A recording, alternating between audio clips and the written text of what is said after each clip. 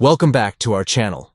Today, we're diving into a recent update on Discord, specifically how to hide the send message button on your PC. This quick tweak can help streamline your chat experience, so let's jump right into it.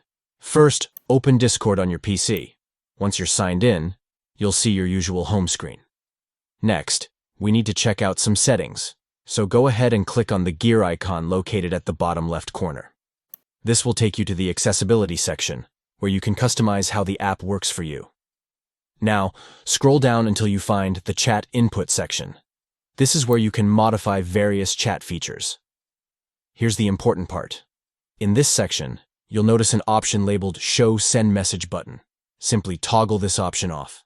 And just like that, the send message button will disappear from your chat input area. Once you've made these changes, you can close the settings. You'll notice that the interface looks cleaner without the button, giving you more space for your messages and making it easier to concentrate on your conversations. That's it. You've successfully hidden the send message button on Discord with just a few easy steps. Remember, if you ever want to bring it back, just revisit the accessibility settings and toggle the option back on. If you found this video helpful, make sure to like and subscribe for more tips and tricks to enhance your Discord experience. Thanks for watching, and see you in the next video.